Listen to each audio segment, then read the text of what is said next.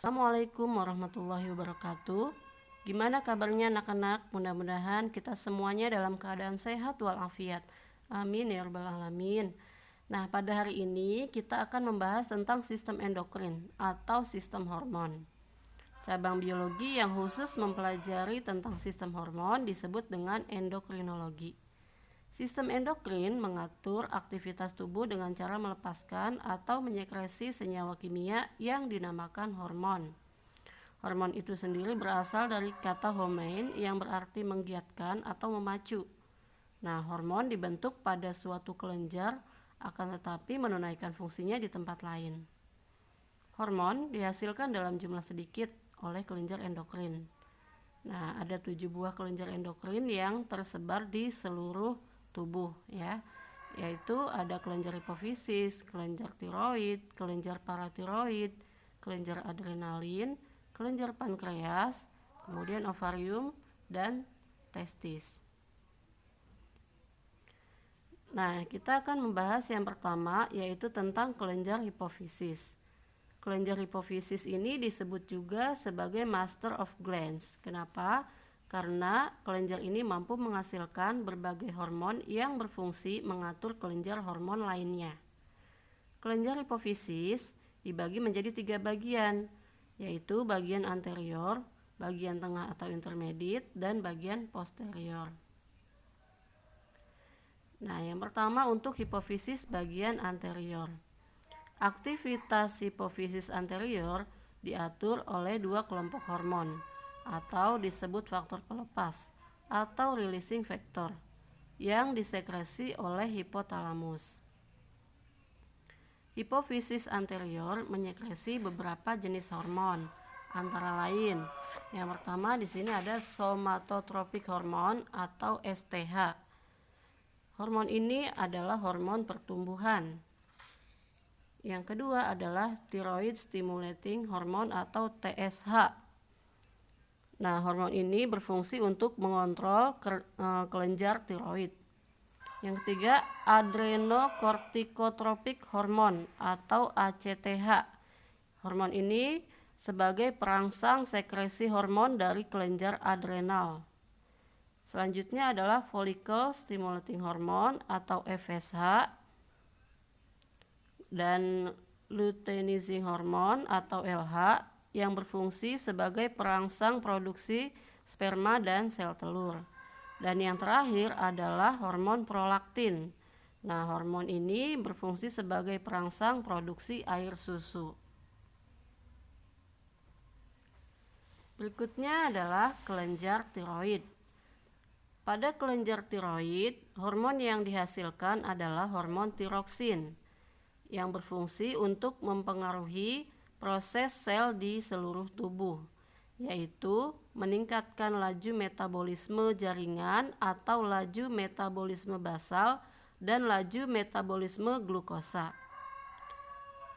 Akibat apabila kekurangan hormon tiroksin pada anak-anak akan menyebabkan kekerdilan atau kretinisme, dan pada orang dewasa akan menyebabkan myxedema dengan tanda-tanda penurunan laju metabolisme, berat badan yang berlebihan, kerontokan rambut, dan respon yang lambat terhadap rangsang dari luar.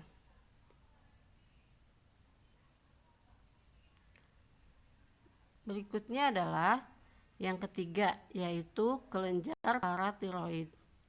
Pada kelenjar ini dihasilkan hormon paratiroid atau paratiroid hormon. Fungsinya untuk memobilisasi ion kalsium dari rangka, merangsang absorpsi ion kalsium dan fosfor dari saluran pencernaan, serta menyebabkan ginjal mengekresi ion fosfor pada saat menahan ion kalsium melalui reabsorpsi. Akibat apabila kekurangan ini akan menyebabkan penyakit tetani yang ditandai dengan gejala kejang-kejang, suhu tubuh naik, gelisah, insomnia, dan kesemutan. Apabila kelebihan hormon ini akan mengakibatkan tulang menjadi rapuh karena banyaknya pengambilan ion fosfor dan kalsium yang terdapat di dalam tulang. Berikutnya yang keempat adalah kelenjar adrenal. Kelenjar adrenal memiliki dua bagian, yaitu bagian tengah atau medula dan bagian luar atau korteks. Bagian medula distimulasi oleh sistem saraf simpatetik, sedangkan bagian korteks distimulasi oleh hormon-hormon dari hipofisis. Nah, untuk medula adrenal ini terdiri atas hormon adrenalin dan noradrenalin. Untuk hormon adrenalin disekresikan apabila tanggapan terhadap keadaan stres. Misalnya ketika kalian menaik roller coaster, apa yang kalian rasakan?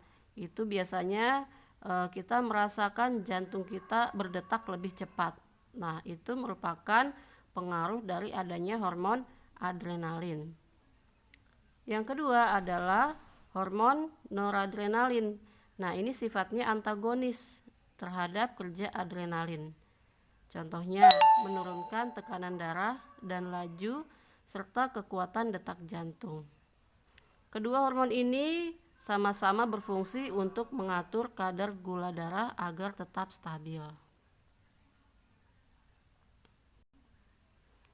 Berikutnya adalah korteks adrenal. Korteks adrenal menghasilkan sejumlah hormon steroid yang disebut dengan kortikoid. Korteks adrenal ini terdiri atas glukokortikoid dan mineralokortikoid. Glukokortikoid itu dibagi dua menjadi kortisol dan kortikosteron. Hormon ini berhubungan dengan metabolisme glukosa dan dibentuk pada saat dalam keadaan cemas atau gelisah, demam, dan terkena penyakit, serta mempengaruhi metabolisme karbohidrat, lemak, dan protein. Untuk mineralokortikoid ini dapat menghasilkan aldosteron yang berfungsi untuk berhubungan dengan retensi atau penyimpanan air melalui pengaturan distribusi ion-ion anorganik dan meningkatkan reabsorpsi ion-ion natrium dan klorida oleh tubulus ginjal serta mengatur konsentrasi ion natrium dan kalium.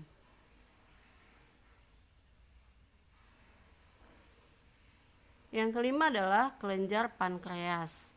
Pada kelenjar pankreas dihasilkan hormon glukagon dan hormon insulin. Hormon glukagon fungsinya bekerja pada sel-sel hati dan menyebabkan sel-sel tersebut mengubah glikogen cadangan menjadi glukosa sehingga kadar gula darah menjadi pulih. Yang kedua, meningkatkan mobilisasi asam lemak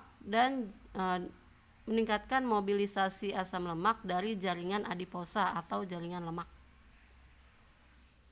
Berikutnya adalah hormon insulin. Nah, fungsi hormon insulin ini adalah untuk meningkatkan penyerapan glukosa di seluruh sel, kemudian mengubah karbohidrat menjadi lemak dan memperlambat pengubahan protein menjadi karbohidrat.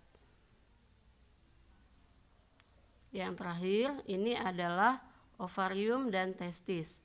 Ovarium terdapat pada perempuan dan testis terdapat pada laki-laki. Pada ovarium dihasilkan hormon estrogen dan progesteron. Hormon estrogen berfungsi untuk merangsang pertumbuhan tanda-tanda kelamin sekunder pada perempuan di masa pubertas, misalnya perkembangan payudara, perkembangan pinggul, dan munculnya rambut-rambut kelamin serta perilaku seksual. Sedangkan hormon progesteron itu berfungsi untuk mempersiapkan dinding uterus atau endometrium untuk pertumbuhan embrio dengan cara mempertebal dinding uterus atau dinding rahim. Yang kedua, untuk meningkatkan suplai darah, dan yang ketiga, menghambat perkembangan folikel baru. Untuk testis, hormon yang dihasilkan adalah hormon testosteron yang berfungsi untuk bertanggung jawab terhadap perkembangan dan pemeliharaan tanda-tanda kelamin sekunder laki-laki yang meliputi pertumbuhan organ-organ kelamin, pertumbuhan kumis dan rambut-rambut kelamin, perbesaran laring sehingga suara menjadi lebih berat, serta perkembangan otot secara keseluruhan. Nah, itu saja ya yang Ibu jelaskan pada hari ini. Tetap semangat dan semoga kita selalu dalam keadaan sehat, dalam keadaan selamat dan berada pada lindungan Allah Subhanahu wa taala. Terima kasih. Assalamualaikum warahmatullahi wabarakatuh.